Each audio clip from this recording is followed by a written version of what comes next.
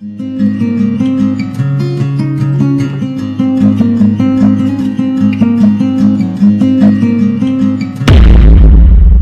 bienvenidos a mi canal. Esta semana, bueno, la semana pasada en realidad habíamos quedado de hacer una revisión al capítulo 6 del libro de Apocalipsis. La verdad, grabé dos veces edité y perdí dos veces los videos, así que fue imposible sacar el video la semana pasada, fue terrible.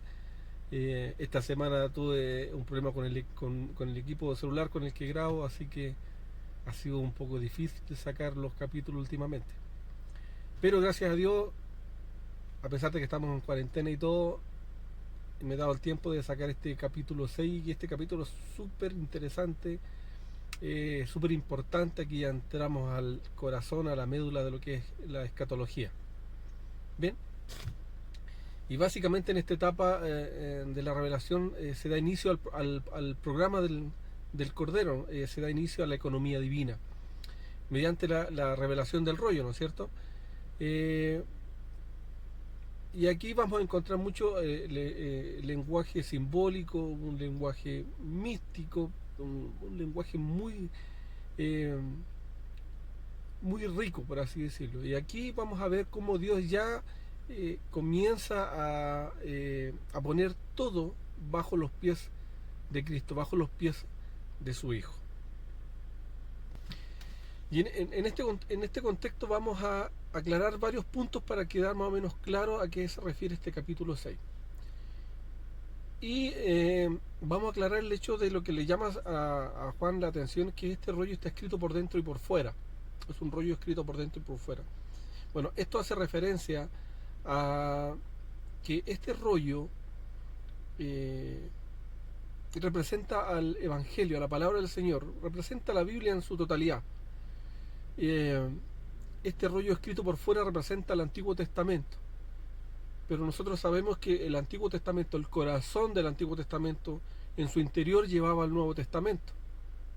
Así que este rollo escrito por fuera representaba el Antiguo Testamento, y lo que estaba escrito por dentro, por el interior del rollo, es el Nuevo Testamento. A diferencia de Daniel, a Daniel, cuando se le entrega la revelación, le fue sellada esa información, a diferencia de Juan. A Juan no se le fue sellada la revelación. El libro de Apocalipsis, a contar de ese entonces, queda abierto para conocimiento de todos los cristianos. ¿Por qué? Porque a contar del tiempo de Juan, los apóstoles ya tomaron el tiempo como los últimos tiempos, y es la forma en que nosotros debemos tomar hoy en día el tiempo de Dios, por así decirlo. Estamos viviendo los últimos tiempos. Si los apóstoles, los padres de la iglesia, los antiguos hombres de Dios consideraron que en su época estaban viviendo los tiempos, ¿cuánto más nosotros debemos considerar que estamos viviendo los últimos tiempos? Y respecto a los 7 sellos, bueno, acá los 7 sellos nosotros hemos tocado este tema en reiteradas ocasiones, a lo que se refiere el número 7.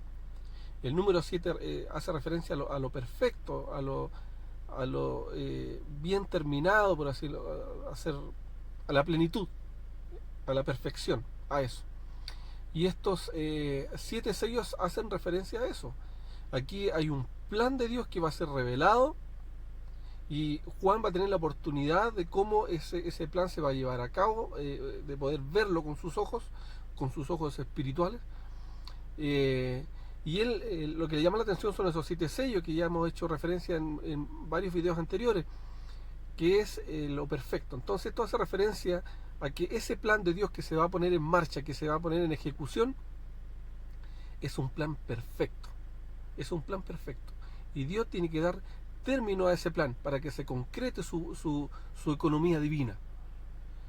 Y ese proyecto, ese plan, esa economía es perfecta. Por algo está bajo 7 sellos, que hace referencia, ¿no es cierto?, a la perfección. Ahora, otro punto importante que hay que hacer presente antes de dar inicio a la lectura del capítulo 6 es que ese rollo va a ser abierto. Y ese rollo va a ser abierto por alguien digno. Y el único digno de abrir el rollo es el Cordero, es nuestro Señor Jesucristo, quien entregó su vida en la cruz y se hizo merecedor entonces de poner en ejecución este proyecto, este plan. Nadie hubo debajo de la tierra, ni en la tierra, ni en los cielos, en ninguna parte hubo alguien digno que fuera capaz siquiera de mirar el rollo, Sin embargo, ahora tenemos, ¿no es cierto?, al Cordero, quien se encuentra capacitado, quien es digno, por sobre todas las cosas, digno de poder abrir ese rollo, y entonces esto dará inicio a los juicios del Señor, a los juicios, a esos juicios divinos que estaban escritos y que ya habían dado luces en el Antiguo Testamento. Nuestro Señor ya nos había dado luces y había dado pequeños destellos a los profetas, pero ahora ya se pone, ¿no es cierto?, en ejecución. Y eh, eh, estos juicios divinos van a ser de menos a más. Vamos a darnos cuenta ahora de que esto va a ir de menos a más. Es como una especie de muñeca rusa, ¿no es cierto? Sacas una muñeca, adentro viene otra muñeca, y sacas y adentro viene otra chiquitita. Bueno, esto es lo mismo. Abres un rollo, se desata, ¿no es cierto?, un juicio, pero adentro de ese rollo viene otro rollo, que eso desata otro juicio, y así sucesivamente, y que cada vez se van haciendo más fuertes los juicios, por así decirlo, ¿no es cierto? A eso me refería yo, que es como una muñeca rusa y que va de menos a más, culminando con la ira del Cordero, ¿no es cierto? Bien, también vamos a aclarar una crítica que existe al texto en referencia al término ven y mira. Ven y mira.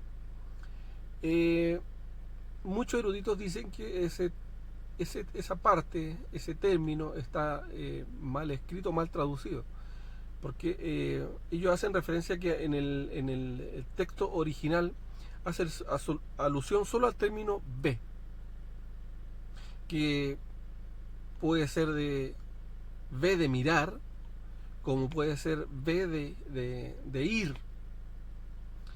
Entonces, yo creo que lo más probable es que signifique el término ir, que esas cuatro criaturas le dan la salida a estos cuatro jinetes que vamos a hablar ahora en Apocalipsis 6. No es más que nada para hacerlo presente, que puede algún día tocarse eh, con ese dato bíblico, por así decirlo. Pero no cambian para nada en absoluto a lo que se refiere esta profecía en el Apocalipsis 6. En nada afecta. Y bueno, claramente en cuanto a la referencia de esas criaturas con voz de trueno, que son los que dicen ven y mira, bueno, eso claramente es lo que sale en el capítulo 4 de Apocalipsis, del versículo 6 al 9, que son esas cuatro seres vivientes que están alrededor del trono del Señor. Ellos son los que dan la partida, la salida a estos jinetes que traen los juicios del Señor. Si quieren tener una idea mejor, vuelvan y lean el capítulo 4 del versículo 6 al 9 y van a quedar súper claros de quiénes son estas criaturas que dan la salida a los primeros juicios del Señor a estos cuatro jinetes. Y bien, con esa pequeña introducción, entonces vamos a irnos de lleno a leer el capítulo 6 del libro de Apocalipsis, y nos vamos a desglosar por parte para que vamos entendiendo a qué se refiere esta tremenda, pero tremenda palabra del Señor, que en resumidas cuentas ya entramos al corazón de la escatología misma, ¿no es cierto? Y que lo importante es que toda esta profecía ya va en directa relación con nosotros, porque en lo personal creo yo que somos ya la última generación. Eso, leamos. Después vi cuando el Cordero abrió el primero de los 7 sellos, y escuché a una de las 4 criaturas vivientes que decía como con voz de trueno, ven y ve. Entonces vi, y era un caballo blanco, y el que lo montaba tenía un arco, y se le puso una corona, y salió venciendo, de modo tal que vencerá. aclarar que yo estoy utilizando la Biblia Pechita, por eso a lo mejor van a tener algunas contradicciones, porque la mayoría ocupan la versión Reina Valera. Así que si hay alguna diferencia en términos solamente, bueno, es porque estoy utilizando la Biblia Pechita. Bien, entonces aquí está hablando de la apertura del primer sello del rollo. Y vemos la figura entonces de este caballo blanco que emerge tras la apertura del primer sello. Pero aquí se empiezan a abrir los sellos, ¿cierto? Y van apareciendo distintos jinetes de distintos colores. Pero quiero aclarar, hacer una referencia respecto a estos jinetes. Y se van a dar cuenta ustedes que estos jinetes no solo aparecen o figuran en el libro de Apocalipsis, sino que ya Dios había hecho referencia a estos jinetes en el Antiguo Testamento. Y para aclarar este punto nos vamos a ir a Zacarías 1, capítulo 7. Y dice: en el día 24 del 11º mes, en el cual es Sebat, en el año segundo de Darío, vino palabra de Yahweh a Zacarías, hijo de Berequías, hijo del profeta Ido, diciendo: miré en la noche a un varón que montaba un caballo rojizo y se detuvo entre los árboles que dan sombra, y detrás de él había caballos rojizos, moteados y blancos. Y dije: ¿quiénes son estos, mi señor? Y el ángel que hablaba conmigo respondió diciéndome: yo te mostraré quiénes son estos. El varón que estaba de pie entre los árboles respondió diciéndome: estos son los que Yahweh envió a viajar por la tierra. Y respondieron al ángel de Yahweh que permanecía de pie entre los árboles, y dijeron: hemos viajado por la tierra, y toda la tierra está reposada y tranquila. Ahora en Zacarías capítulo 6 también hace referencia a estos caballos, y vamos a leer, y dice: nuevamente alcé mis ojos, y vi, he aquí, salieron 4 carros de en medio de 2 montes, y estos montes eran montes de bronce. En el primer carro habían unos caballos rojizos, en el segundo carro unos caballos negros, en el tercer carro unos caballos blancos, y en el cuarto carro unos caballos moteados. Entonces me dirigí al ángel que hablaba conmigo, diciendo: ¿qué son estos, mi señor? Y el ángel respondió diciéndome: estos son los 4 espíritus del cielo que están de pie delante del Señor de toda la tierra. El que tiene caballos negros sale hacia la tierra del norte, y los blancos salen tras ellos, y los moteados salen hacia la tierra del sur. Los rojizos salieron y pidieron ir a recorrer la tierra, y les dijeron: vayan, recorran la tierra. Y recorrieron la tierra. Entonces él exclamó diciéndome: mira, estos que salen hacia la tierra del norte aplacan mi espíritu en la tierra del norte. Entonces, aquí se van a dar cuenta que en el Antiguo Testamento ya hace referencia a estos jinetes. Por eso yo insisto cuando digo que el libro de Apocalipsis sella en realidad toda la Biblia y toma todos esos cabos sueltos. Aquel que quiera profundizar y sacar más información del Apocalipsis puede sacarlo y ahondar más con información que va a entregar el Antiguo Testamento. El Antiguo Testamento va a proveer muchos cabos sueltos y lo vas a poder unir con el libro de Apocalipsis. Por eso es tan importante y tan interesante el libro de Apocalipsis. Ahora, respecto a este primer caballo blanco que sale una vez roto, ¿no es cierto?, el primer sello del rollo. Bueno, de este caballo blanco en realidad tenemos distintas posturas teológicas, y acá quiero, para que ustedes simplemente se hagan una idea o busquen o se interioricen más en la idea que a ustedes más les llame la atención. Respecto a las posturas teológicas que existen de este caballo blanco, tenemos 4 que destacan. La primera es que hace referencia a este caballo blanco, algunos eruditos dicen que hace referencia a Jesús. Y esto abocado a distintas cosas. Por ejemplo, vamos a leer Apocalipsis 5:5. Apocalipsis 5:5. Entonces me dijo uno de los ancianos: no llores, he aquí el león de la tribu de Judá, La raíz de David ha vencido, él abrirá el libro y sus 7 sellos. Entonces ellos aluden al hecho de Jesús como el vencedor. Como el vencedor. Entonces, ellos lo consideran bajo esta postura, ¿no es cierto? Bajo este término que nos habla el Apocalipsis 5:5, como el vencedor, a Jesús. A que este caballo blanco entonces representa a Jesús como el vencedor. Y obviamente por el aspecto del animal, el caballo blanco, que antiguamente aquel conquistador, que sometía algún territorio bajo su poderío y entraba a esa ciudad conquistada, entraba como el Redentor, ¿no es cierto? Y entraba siempre montado en su caballo blanco, y eso hacía referencia a su poder, a su autoridad, y que él estaba sometiendo bajo su gobierno a aquella ciudad que estaría bajo su conquista, ¿no es cierto? Entonces, y también el hecho que se le dé una corona, ¿no es cierto?, a este jinete, también lo hacen referencia al capítulo Apocalipsis, en realidad 14, versículo 14, leamos. Y dice: después vi, y he aquí una nube blanca, y sobre la nube uno sentado parecido al Hijo del Hombre, que tenía una corona de oro en su cabeza y una hoz afilada en su mano. Ahora, la verdad, creo yo que no existe tanto argumento bíblico como para considerar que es Jesús.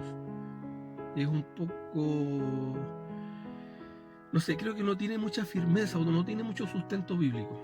La segunda postura hace referencia a que es el Evangelio. Y esto basado en Mateo 24:14, lo vamos a leer. Y dice: entonces se proclamará este Evangelio del reino en todo el mundo para testimonio a todas las naciones, y luego vendrá el fin. Bueno, yo solamente me estoy tomando de este capítulo y versículo. En realidad existen muchos más capítulos y muchos más versículos. Bueno, hay gente que se maneja mucho mejor en la Biblia y ellos van a sacar mucho sustento para argumentar más este concepto de este caballo blanco como el Evangelio.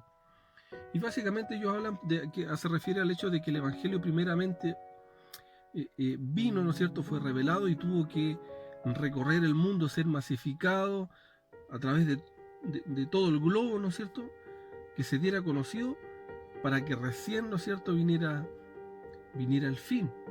Entonces ellos aluden que este primer caballo hace referencia entonces a la expansión del Evangelio. Y como les digo, ellos lo sustentan con muchos más versículos y muchos más capítulos, pero en este momento estamos haciendo solamente una alusión muy superficial, más que nada para que comprendamos un poquito más lo que quiere enseñarnos, ¿no es cierto?, el Apocalipsis capítulo 6. Seguimos entonces. Ya, entonces la otra postura que tenemos es que este jinete blanco hace referencia al anticristo, y yo creo que es la más popular y que probablemente es la que ustedes más conozcan dentro de sus iglesias, porque es la que más se ha enseñado en los últimos tiempos. Esta visión teológica, por así decirlo, es relativamente nueva, y por eso tiene muchos detractores en algunas iglesias, pero claramente la más masificada, y la verdad es que tiene bastante sustento bíblico.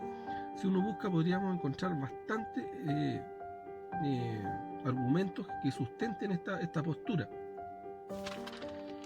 Y habla del anticristo como bueno, el anticristo siempre, o Satanás en realidad, siempre ha sido, nunca ha creado nunca nada nuevo. O sea, él siempre ha sido,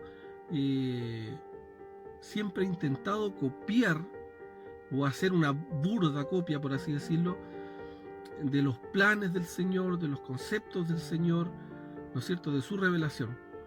Él siempre ha hecho una copia o distorsiona la realidad o la verdad. Entonces aquí hace referencia de que él viene también como una especie de Mesías, copiando la verdadera venida del Mesías, la segunda venida del Señor, que va a ser en gloria como el león de la tribu de Judá y no como el cordero, como lo fue en la primera instancia, la primera venida. Entonces, este anticristo, ¿no es cierto?, imita la parucía del Señor y aparece, ¿no es cierto?, en toda su majestad y gloria, provocando ¿cómo podríamos decirlo?, engañando en realidad las naciones. Y va a engañarlas de manera muy vivaz. Este anticristo va a tener toda la unción, por así decirlo, de Satanás. Y se va a presentar una persona que va a traer,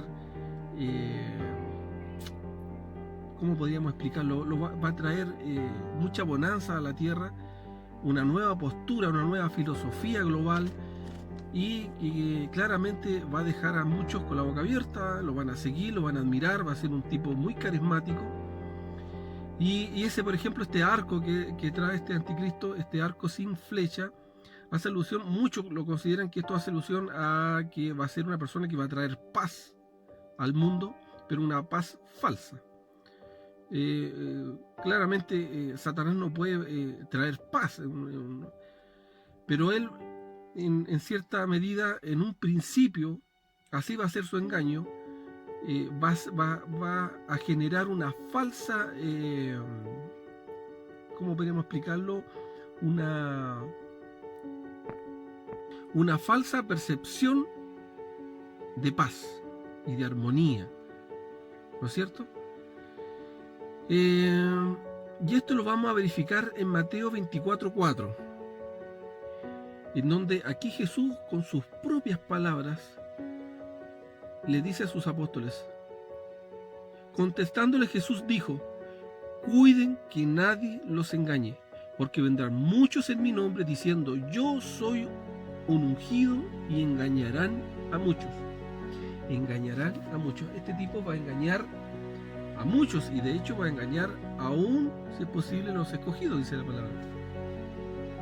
Entonces, este es el otro punto teológico que hace referencia a este caballo blanco, que yo creo que de los 4 caballos es como que este genera más conflicto respecto a las posturas que tiene, las distintas posturas, ¿no es cierto? Bueno, y la última postura que existe hace referencia a que este caballo blanco significa el poder militar. Un poder militar, una conquista militar puede ser, y básicamente hace alusión a solo simbolismo. Es un simbolismo puro, nada más que eso. Entonces, la verdad que esta última postura no tiene mucho sustento en realidad. Bien, entonces continuamos con la lectura y seguiremos con el versículo 3 del capítulo 6. Y dice: cuando abrió el segundo sello, escuché a la segunda criatura viviente que decía: ven.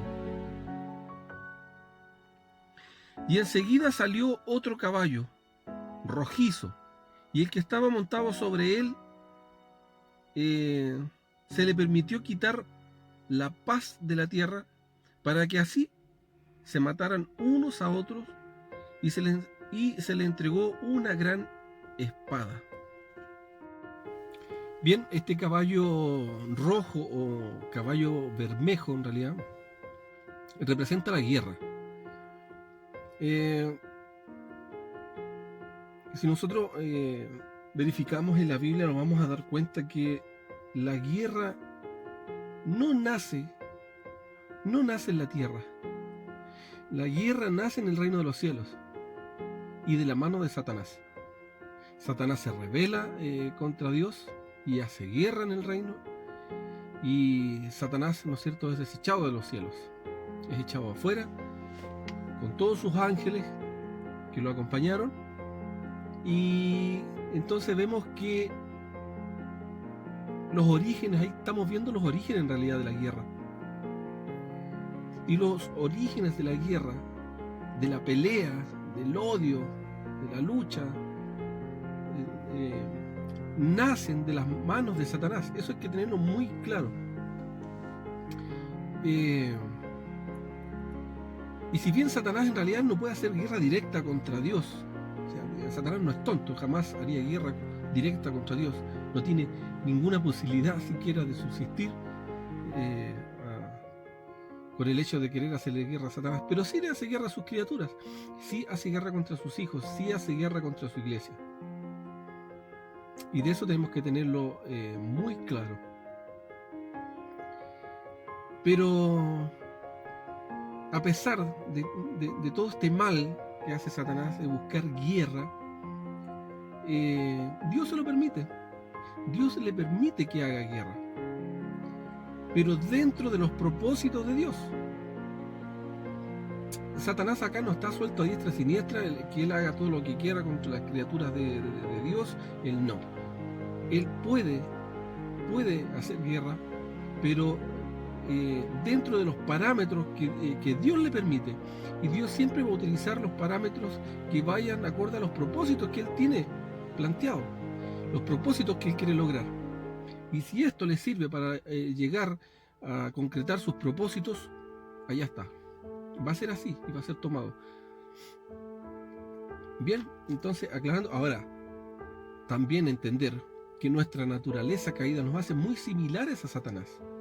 Satanás se ha señoreado con la humanidad,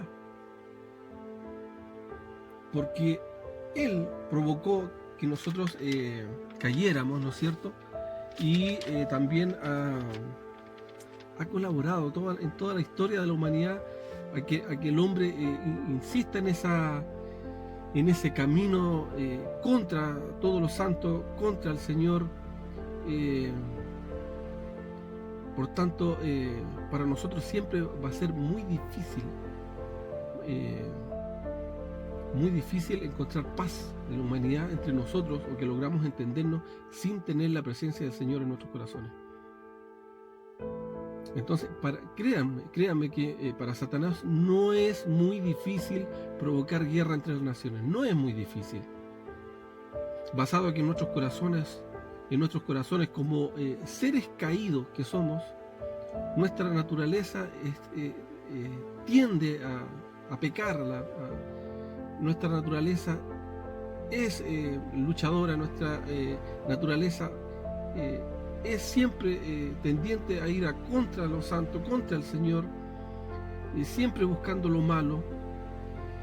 Así que en realidad para Satanás no es muy difícil en realidad lograr que nosotros luchemos contra nosotros, contra nuestros propios hermanos.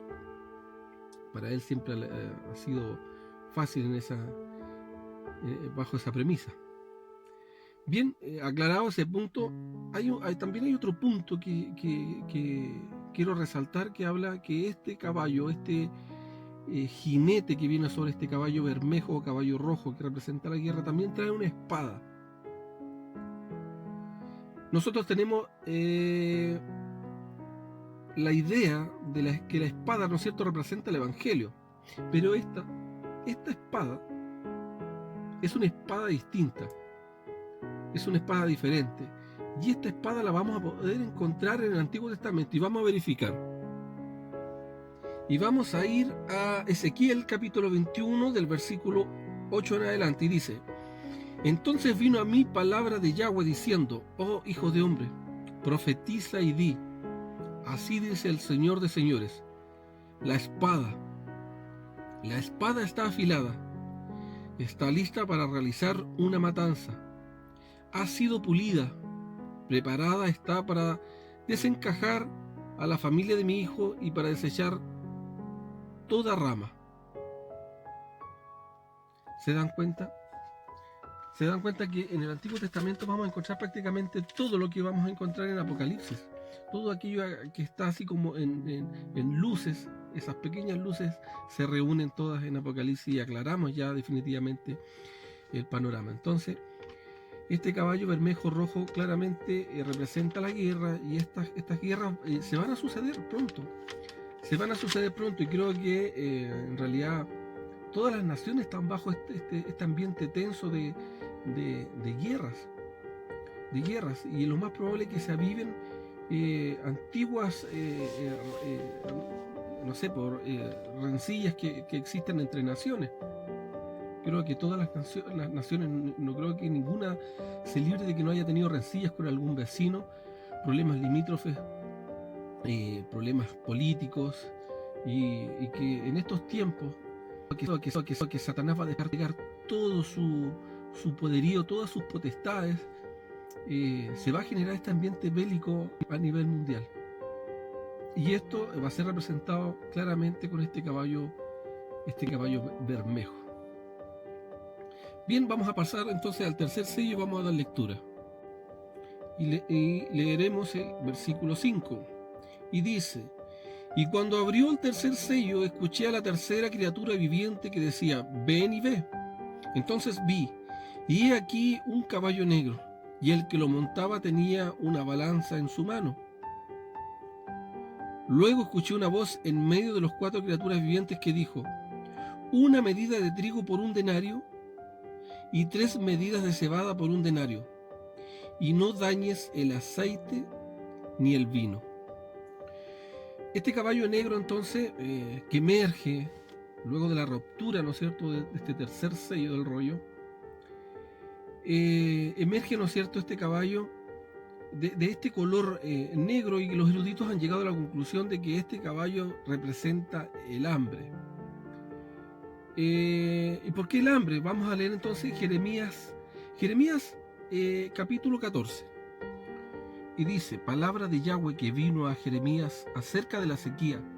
Se ha enlutado Judá, sus puertas se han deteriorado y cayeron a tierra, y se ha levantado el clamor de Jerusalén.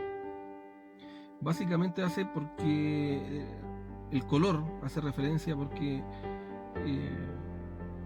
el pueblo judío, cuando hacía luto, se vestía de silicio, ¿no es cierto?, de telas negras, y se echaban cenizas sobre su cuerpo. Y este caballo es negro, entonces habla como de un luto. Y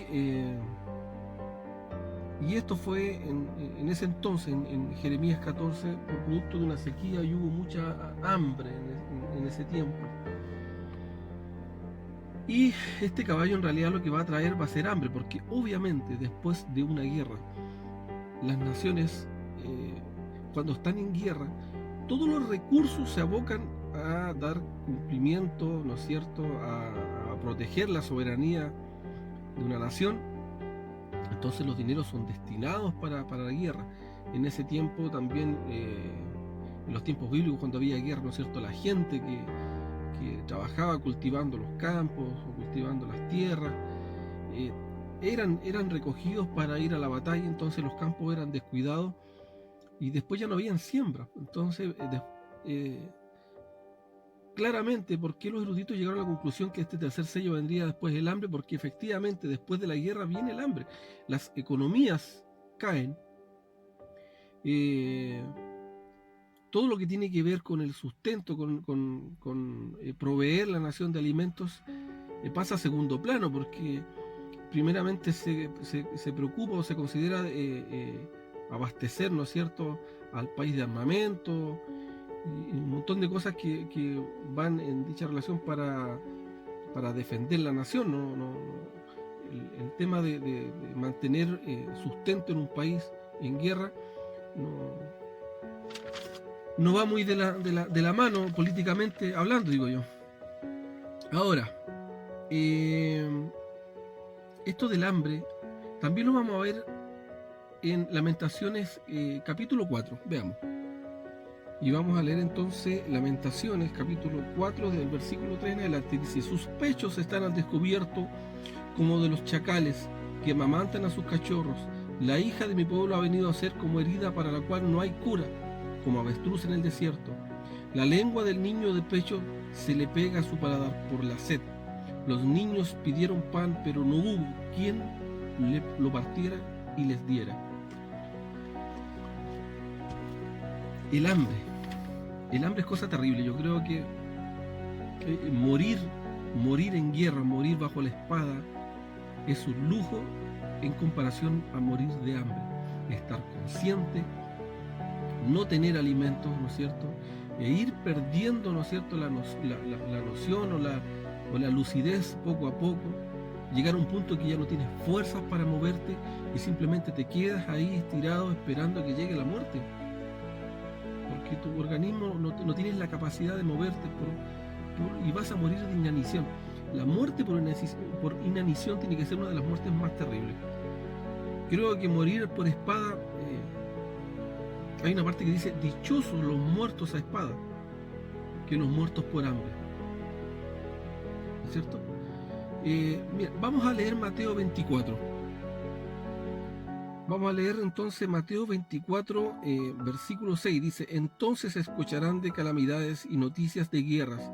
Miren que no sean turbados, porque es necesario que todas estas cosas acontezcan. Pero no es el fin todavía, porque se levantará nación contra nación, reino contra reino, y en distintos lugares habrá hambre, plagas y terremotos. Pero todas esas cosas serán el principio de dolores. Estos 4 jinetes solo son el principio de dolores. Y en este versículo del 6 al 8 vemos prácticamente el resumen del libro de Apocalipsis. Aquí, en estos 3 versículos, vemos cómo va paso a paso y vemos cómo se desarrolla, ¿no es cierto?, en estos 3 versículos, estos 4 jinetes. Creo que todos, en cierta forma, hemos tenido el concepto de lo que puede llegar a convertir el mal manejo político de una nación. Hemos visto lo que ha pasado en Venezuela, muchos años atrás nosotros, siempre nuestras mamás, ¿no es cierto?, nos decían lo que pasaba en África, que los niños morían de hambre. Siempre, en cierta forma, hemos tenido el concepto de lo que sucede en una nación cuando hay maldad, cuando hay ambición de poder y lo último que le importan a aquellos que gobiernan es a su pueblo, a quien tienen bajo su autoridad. Nosotros hemos sido testigos, creo que lo más nuevo que hemos visto ha sido lo que está sucediendo en Venezuela, que hay hambre y es producto de malas políticas, de hambre por el poder. Pero estas hambres que hemos visto en realidad no van a tener comparación a las hambres que van a venir. Y hambre me refiero en plural, porque esta hambruna va a ser global, va a haber un problema económico global y va a haber mucha hambruna y mucha gente va a morir producto del hambre. Ahora, ¿por qué suceden estas cosas? Ustedes se preguntarán, ¿por qué tantas cosas malas? Son juicios que tienen que venir del Señor, y los juicios son justos. Vamos a leer Jeremías 34:17. Y miren lo que dice Jeremías 34:17, y por favor pongan mucha atención en esto porque realmente es muy fuerte. Por tanto, así dice Yahweh, el Dios de Israel: ustedes no me han obedecido en proclamar la libertad, cada uno a su prójimo. He aquí que proclamo libertad a la espada contra ustedes, al hambre y a la peste, declara Yahweh, y los pondré por objetos de terror para todos los reinos de la tierra. Entonces ahí voy yo al hecho de que los juicios del Señor son justos, son santos, son perfectos y tienen motivos suficientes.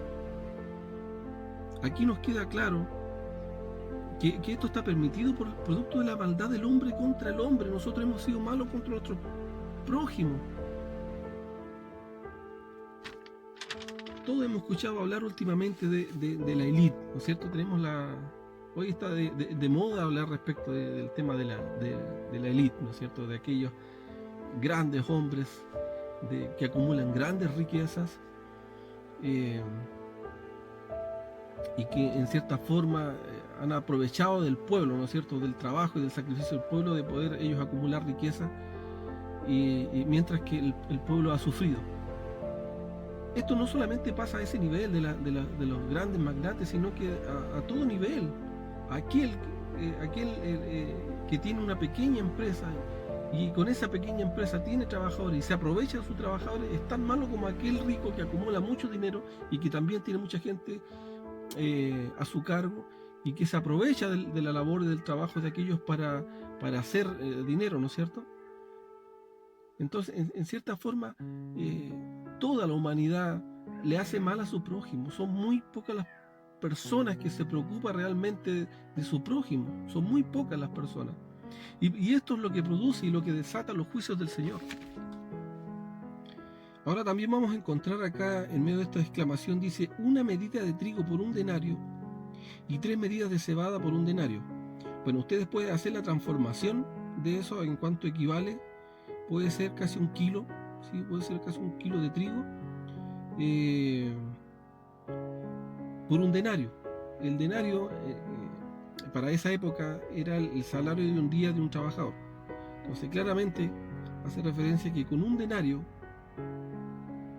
o con el sueldo de un día vas a poder comprar como máximo, casi podría decirse 1 kilo de trigo o 3 medidas de cebada. Hay algunos eruditos que dicen que aquí la traducción en realidad fue un poquito, ¿cómo podríamos explicarlo? Dadivoso la persona que lo tradujo, porque en realidad hace referencia a menos cantidad. Casi podríamos decir que medio kilo o poquito menos de medio kilo. Entonces esto hace referencia a que en algún momento de la historia va a estar tan mal la economía que con el sueldo de todo un día, con suerte, vamos a poder comprar 1 medio kilo de trigo para alimentarnos. Imagínense aquellas personas que tienen familias grandes, ¿cómo lo van a hacer? O que solamente una persona trabaja. Prácticamente en esos tiempos el único que se va a poder alimentar es el que trabaja. Está trabajando prácticamente para comer. ¿Y qué va a pasar con su familia? Entonces son conflictos grandes que van a haber, por eso va a haber mucha hambruna. Ahora, respecto al hambre, Israel sabe perfectamente respecto a pasar hambre. Israel muchas veces fue sitiado por enemigos y al momento de estar sitiado, ¿no es cierto?, la ciudad era cerrada a su alrededor por enemigos, por tanto no podían entrar víveres, no podrían entrar semillas, agua, alimentos. Y el enemigo los sofocaba por mucho tiempo hasta que en la ciudad se agotaban, ¿no es cierto?, los insumos y empezaba la hambruna y era la forma en que los debilitaban y después podían conquistarlos, ¿no es cierto? De hecho hay una historia, me parece que en el libro de la Segunda de Reyes habla de una mujer, de una conversación de una mujer con otra que le dice, hoy cocinemos, ¿no es cierto?, mi hijo, y mañana cocinamos el tuyo para comerlo. O sea, en esos tiempos se llegó al canibalismo y es muy probable que en estos tiempos, cuando estemos ya en este proceso ya de hambruna, es probable que se llegue nuevamente al canibalismo. No creo que peque de locura por decir estas cosas, pero podríamos llegar al canibalismo. Así de terrible, de grave lo que produce el hambre. Y creo que en estos tiempos va a suceder que Satanás nos va a sitiar a nivel global, nos va a sitiar. Vamos a estar bajo asedio del enemigo. Y lo que quiere el enemigo es que nosotros no nos alimentemos y no nos sustentemos de nuestro Señor. Y eso es lo que nosotros debemos impedir y por eso nosotros debemos batallar. Pero fíjense que aquí hay algo bien extraño y bien especial, porque dice y no dañes el aceite ni el vino.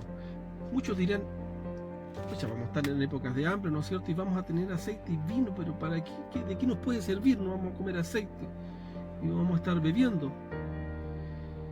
Bueno, todo tiene su explicación. Ahí, en cierta forma, igual vemos la misericordia de nuestro Señor, que va a permitir que ciertas cosas todavía se mantengan, ¿no es cierto? Y existan en abundancia, que va a ser el aceite y el vino, pero básicamente hay un simbolismo detrás. El aceite es la alegría de la salvación. O sea, perdón, el vino. El vino es la alegría de la salvación. Es la sangre de Cristo. el aceite es la unción, el Espíritu Santo del Señor. O sea, a pesar de todo esto, Dios no nos abandona. Hay salvación, hay unción.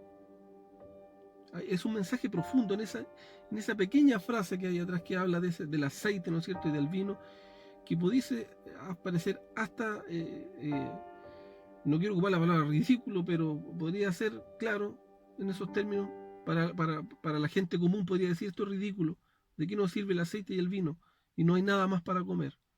Para nada. Todo lo que está escrito en la Biblia es santo, puro y perfecto. Y están dentro de los propósitos del Señor. Y tienen un fin, un propósito. Y en este caso, miren lo hermoso que se revela detrás acá. Detrás de esto. Detrás de ese aceite, detrás de ese vino. El mundo va a estar sitiado, el mundo va a estar muriendo de hambre, pero va a estar la alegría de la salvación de nuestro Señor. Y va a estar también la unción del Espíritu Santo. Bien, entonces vamos a leer el versículo 8 y dice: entonces vi, y aquí un caballo amarillento, y el que lo montaba se llamaba Muerte, y el Seol lo seguía, y se le dio autoridad sobre la cuarta parte de la tierra para matar con espada, con hambre, con peste y mediante las bestias salvajes de la tierra. Bien, este cuarto sello entonces libera este caballo amarillo, o cloros en griego, y básicamente por el color, si ustedes se han dado cuenta, el cloro es un color medio verdoso, amarillento. Bueno, de ahí viene este color de este caballo, que hace referencia a ese color de muerte, cuando la gente ya está por morir, ¿no es cierto?, toma ciertas tonalidades, unos colores extraños que ya están mostrando en cierta forma su pronta partida, por así decirlo. Hay ciertos colores que caracterizan a las personas antes de morir. Y este caballo, ¿no es cierto?, este animal va montado por un jinete, pero en realidad aquí son dos personajes distintos. Muchas personas tienden a confundir que es uno, pero en realidad son dos. Aquí dice que es la muerte y el Hades le seguía. En la Biblia que utilizo yo dice Sheol, pero el Sheol y el Hades es lo mismo. El Hades es en griego, Sheol en hebreo, y que hace referencia al infierno. El infierno, si ustedes recuerdan esa historia del rico y el Lázaro, ¿no es cierto?, que Lázaro se va al seno de Abraham y en el Hades se encontraba el rico. Ese es el infierno, en griego Sheol, en hebreo. Y aquí es bien interesante porque en realidad como que se hace en este cuarto caballo, que vendría siendo el último caballo, se hace una especie de resumen de lo que sucede con los tres caballos anteriores. Porque si ustedes se dan cuenta, dejando fuera el caballo blanco, dice, y el Seol lo seguía y se le dio autoridad sobre la cuarta parte de la tierra para matar con espada, ¿no es cierto?, el segundo caballo, el caballo rojo, con hambre, ¿no es cierto?, el tercer sello, el caballo negro, y con peste, que es el cuarto sello. Ahí se hace una especie de resumen, ¿no es cierto? Pero este cuarto sello trae una cantidad de información que es increíble, que ustedes van a quedar pero impactados. Y vamos desglosando un poquito. Primero, aclarar que hoy en día a nivel mundial aproximadamente existe 7.800 millones de seres humanos, 7.8 billones de personas, Esto quiere decir que van a morir aproximadamente, producto de todos estos juicios, solamente de los cuatro jinetes, van a morir alrededor de 1.800 millones de seres humanos. 1.800 millones de seres humanos. Consideren por favor esa cifra. Y es evidente que aquí va a haber este cuarto sello, este jinete hace referencia a pestes. Aquí va a haber pestilencia y va a haber mucha muerte. Y claramente que eso va a suceder así. ¿Por qué? Luego de la guerra, luego de tanta hambruna, va a haber cantidad de gente muerta en el mundo. Nosotros vimos ahora, recién, fuimos testigos, ¿no es cierto?, a través de las noticias, que producto del COVID, por ejemplo, en Ecuador, el gobierno no fue capaz de poder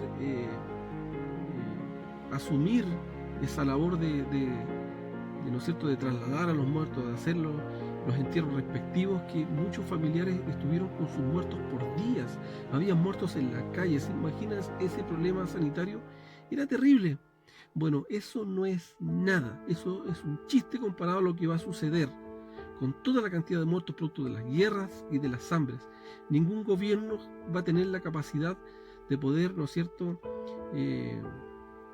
trasladar, enterrar, ¿no es cierto?, hacer toda esta labor tan importante que es de poder deshacerse de los cuerpos, porque estos cuerpos van a generar muchas enfermedades. Y va a venir nuevamente una ola de una peste. Quizás qué pestes se van a producir debido a toda esta cantidad de muertos que van a existir en el mundo. Entonces va a ser terrible, va a haber una mortandad. Una mortandad. Ahora, esta palabra por primera vez la vamos a escuchar en Éxodo 12:13 y vamos a leer. Y dice Éxodo entonces 12:13 dice: pero ustedes, esta sangre les servirá como señal en la casa donde se encuentren, y cuando yo vea la sangre pasaré de largo sobre ustedes, y ninguna plaga habrá entre ustedes para destruirlos cuando siembre la muerte en la tierra de Egipto. Cuando siembre la muerte. Ahí hacen los eruditos, hacen referencia a esto, a una mortandad, porque lo que sucedió en ese entonces en Egipto fue una mortandad, producto de un juicio del Señor, de un juicio. Para sustentar también de mejor forma esta idea, vamos a irnos, ¿no es cierto?, al libro de Números capítulo 14. Números capítulo 14, versículo del 11 al 12, y dice: entonces Yahweh dijo a Moisés: ¿hasta cuándo me estará provocando a ir a este pueblo? ¿Hasta cuándo estarán dudando de mí a pesar de todas las señales que he realizado en medio de ellos? Yo los heriré con peste hasta exterminarlos, y haré de ti un pueblo más grande y más fuerte que ellos. Entonces reflexionen en esa palabra. Esto fue producido por irritar a Dios, por la incredulidad. Entonces ustedes pregúntense en estos tiempos: ¿creen ustedes que nosotros hemos irritado a Dios? ¿Qué piensan ustedes? ¿O que existe incredulidad hoy en día? Por supuesto que sí, pero de todas maneras, nosotros no hemos querido los amos de la tierra, los amos del mundo.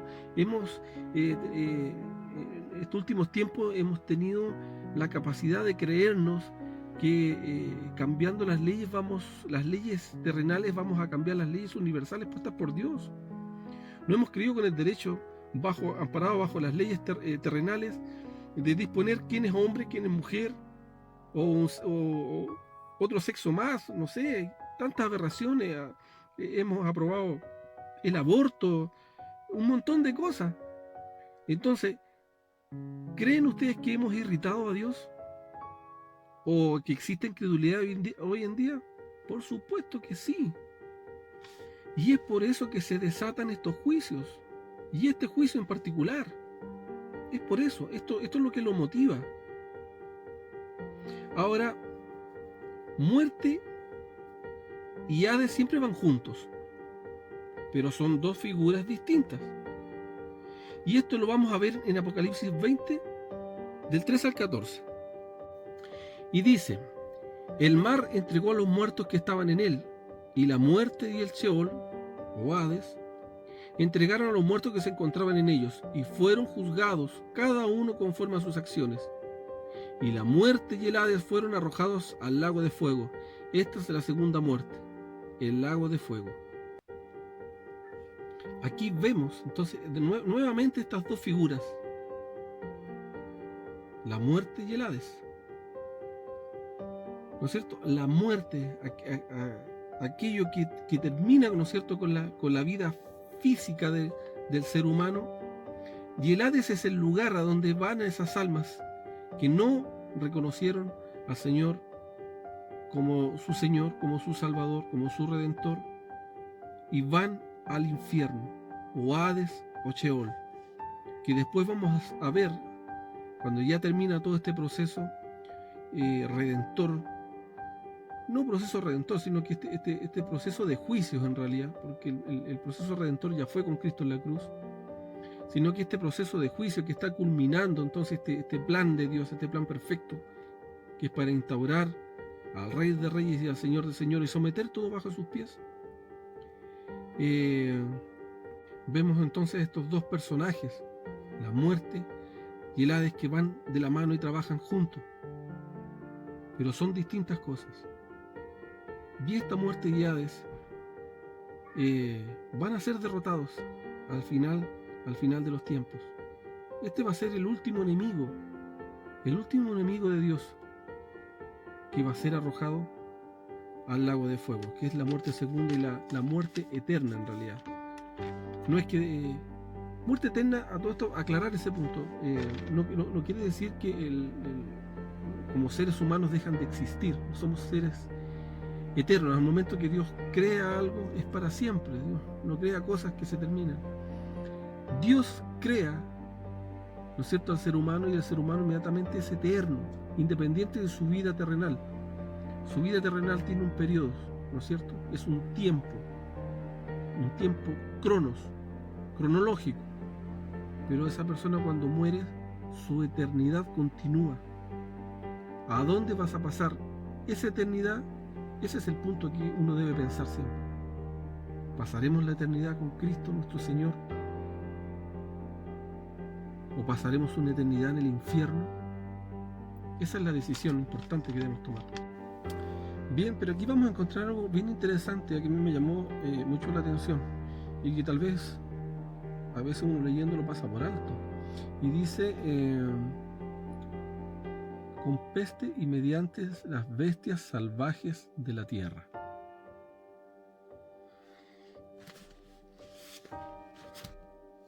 Mediante las bestias salvajes de la tierra. Entonces eso a mí me llamó la atención, y entonces empecé a buscar, y fíjese que hay bastante información respecto a esto. No es primera vez que Dios ha utilizado las bestias salvajes para hacer juicio contra los hombres. Y no son las bestias salvajes, sino que parte de la creación ha sido utilizada para irse en contra del ser humano en momentos de juicio. En Éxodo 23-28, por ejemplo, Dios envió juicio a través de las avispas. Y fíjense que en estos días atrás escuché una noticia respecto de que una avispa que había llegado de Oriente, creo. Bueno, quién sabe por qué será. Es como un dato para poner cuidado, ¿no es cierto? En el Salmo 78 usa moscas. Ahora también ha usado ranas, orugas, langostas, serpientes, osos, por ejemplo en Oseas 13:8, leones, perros, aves de rapiña, ¿no es cierto?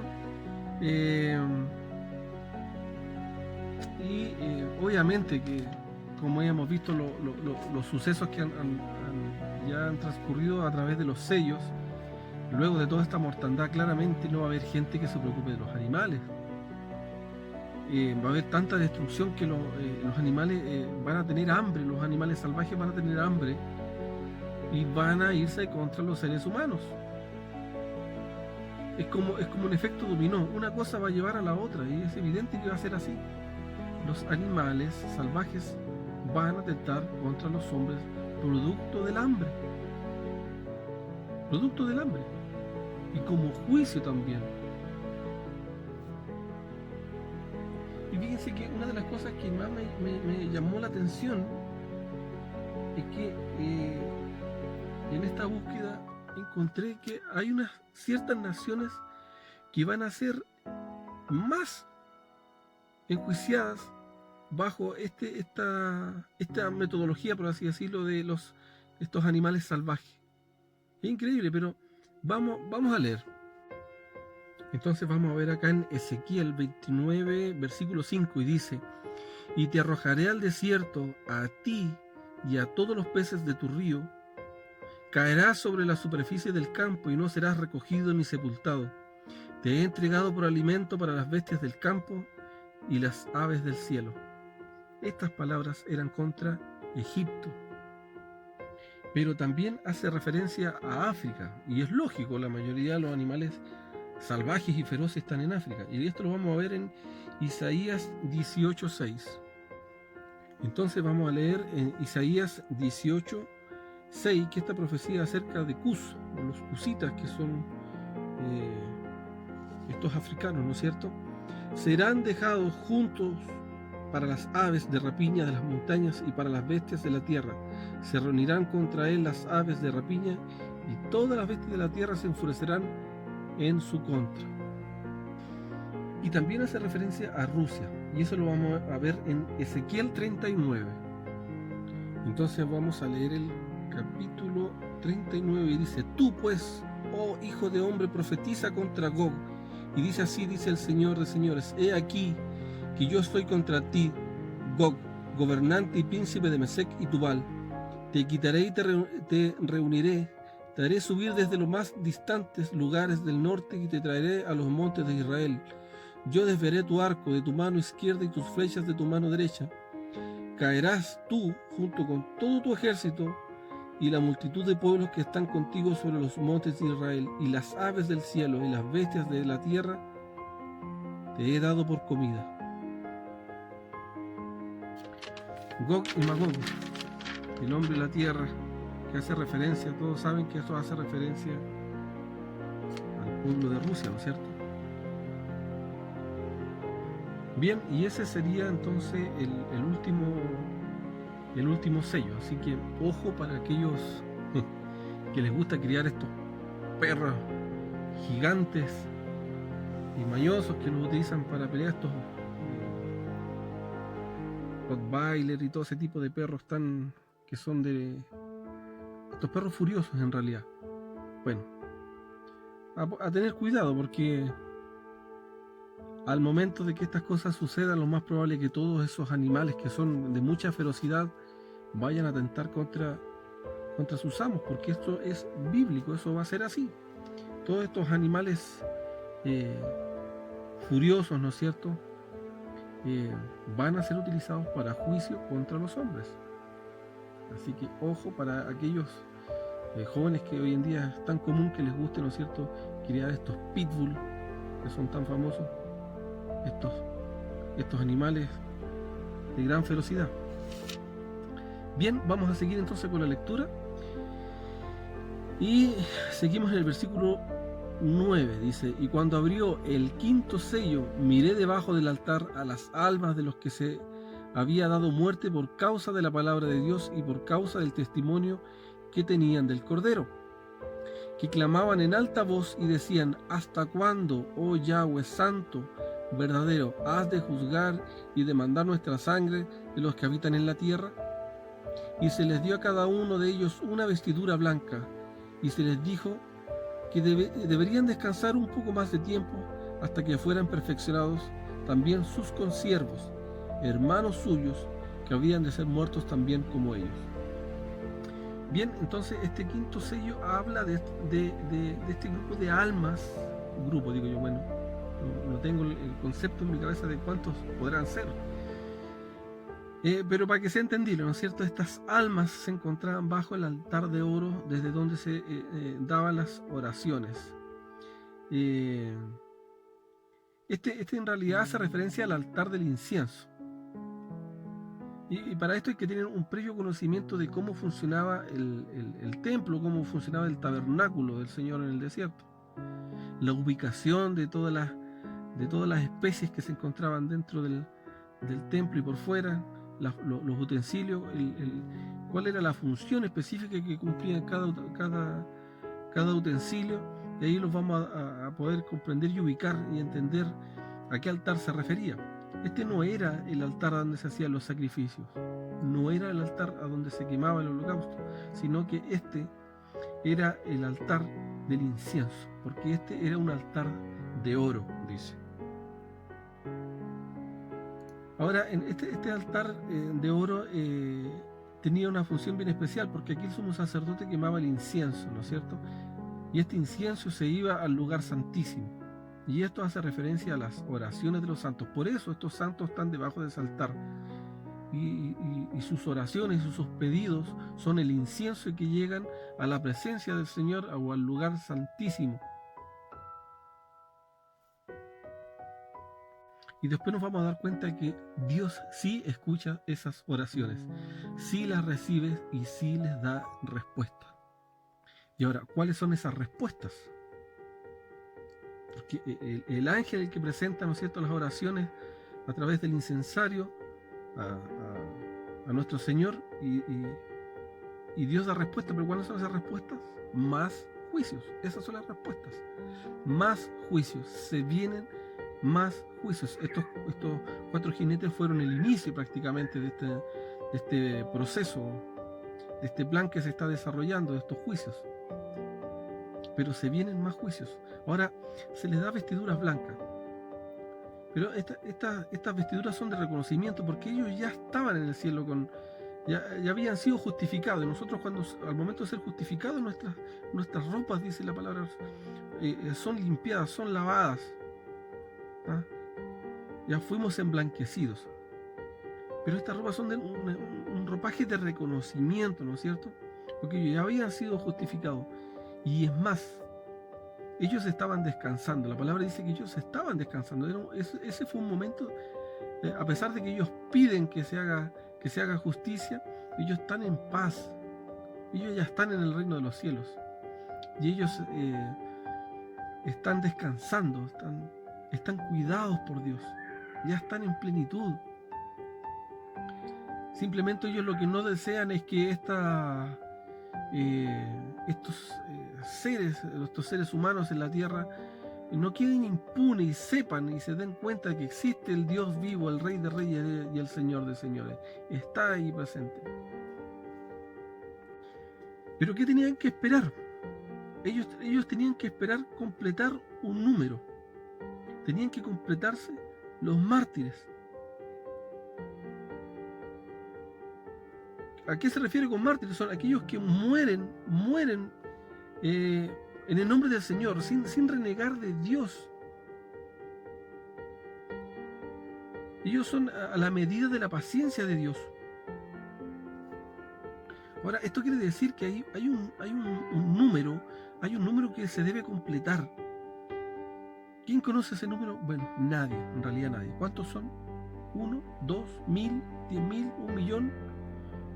No sé, pero cuando se complete ese número, ese número de mártir, ya se completará el juicio total del Señor. Vendrá el juicio en su totalidad.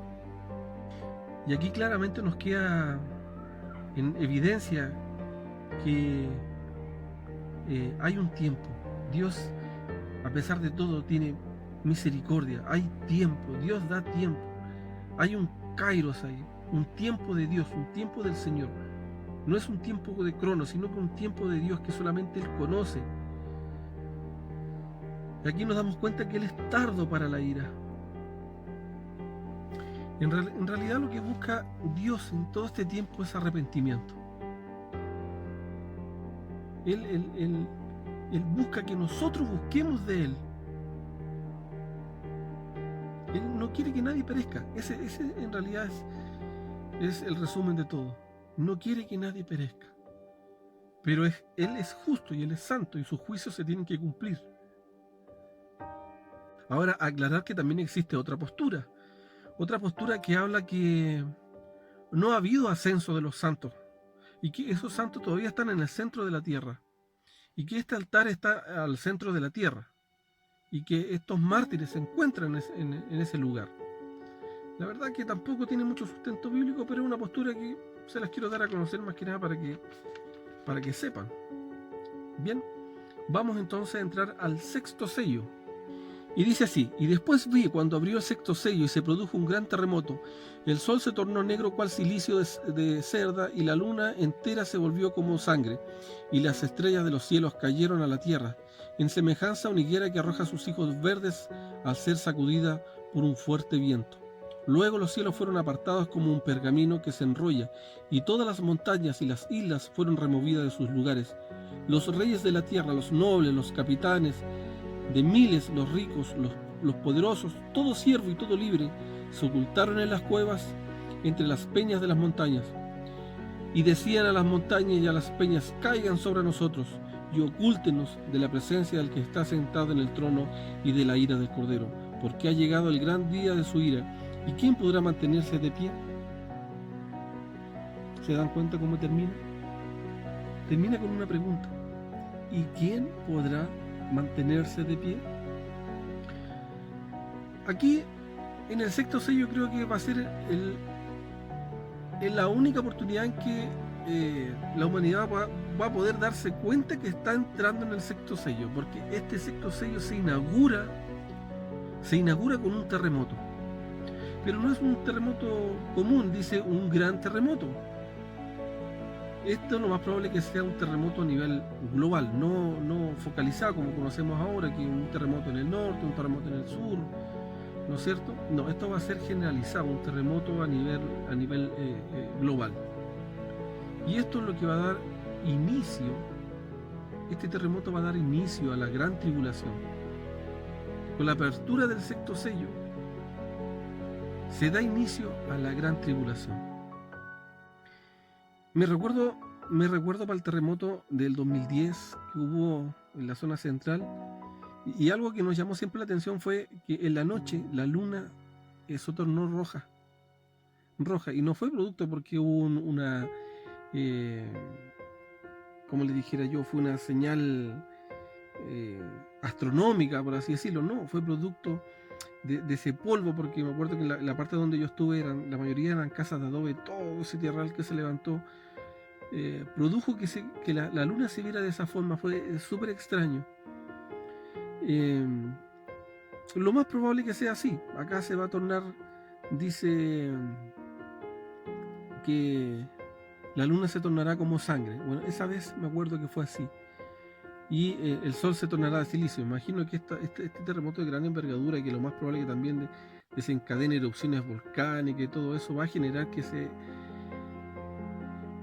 lo más probable es que genere algo a nivel de la atmósfera que impida que entre los rayos del sol, y se va a generar este tipo de eventos. Las estrellas de los cielos caerán a la tierra. Claramente esto puede ser una lluvia de meteoritos. Aquí estamos especulando en realidad, porque Dios no entrega solamente esta revelación y no habla más, simplemente la entrega de esta forma, y nosotros la entendemos de esta forma. Ahora, muchos podrán ponerle explicaciones y argumentarla de mejor manera, pero aquí la Biblia simplemente dice esto: las estrellas de los cielos cayeron a la tierra, en semejanza a una higuera que arroja sus higos verdes al ser sacudida por fuerte viento. Yo creo que puede ser lluvia de meteorito, no va a caer una estrella, es imposible. O sea, inmediatamente el planeta dejaría de existir. Esto sería una hecatombe de magnitud. Ya dice: luego los cielos fueron apartados como un pergamino que se enrolla, y de todas las montañas y las islas fueron removidas de sus lugares. Van a haber eventos y calamidades, ¿no es cierto?, de la naturaleza que no hemos visto antes. Nosotros no podríamos en realidad explicar con nuestras palabras, porque las cosas que se vienen y que van a suceder no las hemos visto nunca. No hay registro en la historia de la humanidad de lo que se viene. Van a suceder cosas en los cielos. Vamos a ver actividades del sistema solar, a nivel de la galaxia. Vamos a poder evidenciar, o van a evidenciar, porque lo más probable es que los que somos creyentes de nuestro Señor no estaremos acá para ese momento, ya no estaremos acá, y van a suceder cosas tremendamente terribles. Y aquí habla también sobre los capitanes, ¿no es cierto? Los ricos, los poderosos que se trataron de esconderse entre las piedras. Bueno, ya se sabe que muchos países y muchos ricos han mandado a hacer como especies de búnker para esconderse, porque ellos ya prevén que lo más probable es que se venga alguna especie de hecatombe a nivel mundial, puede ser una guerra, pero ellos ya se están preparando. Pero eso no les va a servir de nada, no les va a servir de nada, porque estos son los juicios del rey. Aquí nadie se salva. Esto va a ser a nivel global, a nivel planetario. Y ellos se van a dar cuenta que esa va a ser la ira del Cordero. Ahora, miren qué extraño, porque aquí dice: y decían a las montañas, las peñas, caigan sobre nosotros y ocúltenos de la presencia del que está sentado en el trono y de la ira del Cordero. Es extraño que un cordero tenga ira. Yo me imagino que ustedes pensarán lo mismo, ¿no es cierto? Un cordero jamás se aira. Pero aquí ellos van a ver ira. Y por eso dicen la ira del Cordero. ¿Y por qué se refieren como el Cordero? Pues es la única imagen que tienen del Señor. Es la única imagen que tienen en su cabeza de nuestro Señor Salvador, Jesucristo, el Cordero. Solamente tienen la imagen de su primera venida. Ellos en su cabeza no tienen esa imagen del león de la tribu de Judá. No se lo imaginan como el Rey de Reyes y el Señor de Señores. Por eso hacen alusión a Él como la ira del Cordero, porque no tienen otra imagen de nuestro Señor, no tienen esa imagen del Rey de Reyes. Y la pregunta con la que termina: ¿y quién podrá mantenerse de pie? Yo creo que nadie. Nadie puede ponerse de pie delante del Señor sin caer como muerto, ¿no es cierto? Bueno, hemos terminado el capítulo 6. Ha sido sumamente difícil para mí hacer este capítulo. Créanme cómo he tenido lucha para poder sacar adelante este capítulo de todas las formas imaginables. Pero espero que sea de bendición, de verdad. Estamos en un periodo todavía en que tenemos la posibilidad de contar con la gracia del Señor. Con la gracia del Señor. Entonces va a llegar un momento en que la gracia, como se llama este canal, como estamos en el ocaso de la gracia, así como le puse al canal, estamos en el ocaso de la gracia, y va a llegar un momento en que la gracia terminará, y la única manera de poder ser salvo dentro del periodo de los juicios del Señor va a ser entregando la vida como mártir. Muchas cabezas rodarán en el periodo de los juicios del Señor en Apocalipsis. Y yo creo que más que producto de la naturaleza, ¿no es cierto?, va a ser a través de la mano del anticristo. De la mano del anticristo, aquel que va a llegar y a ofrecer paz, maravillas, ¿no es cierto?, una nueva forma de ver la política, una nueva forma de ver la filosofía de la humanidad. Ese hombre va a desatar toda su ira, toda su maldad. Él quiere arrebatar las almas de los justos. Por eso es importante que sea esto un periodo de gracia. Tenemos la oportunidad de elegir ahora en periodo de gracia. No decidas en periodo de tribulación, porque si vas a decidir en periodo de tribulación, créeme que la única opción va a ser la muerte. La muerte. La única manera de llegar al reino de los cielos va a ser como mártir. Y no creo que eso vaya a ser agradable. Un abrazo, cuídense, bendiciones, y la próxima semana, si Dios quiere y no tengo ningún problema técnico o del que sea, vamos a seguir entonces con el capítulo 7 para poder que nos vamos edificando cada vez más. Un abrazo, chao.